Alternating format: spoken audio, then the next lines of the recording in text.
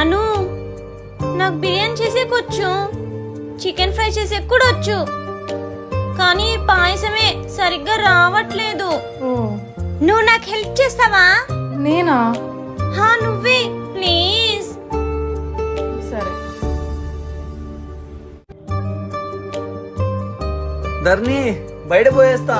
ప్రశు ఒక్క నిమిషం, birthday special. బాగుంది ధర్ని, ఈసారి చాలా బాగా చేసావు. చేసింది నేను కాదు, అను.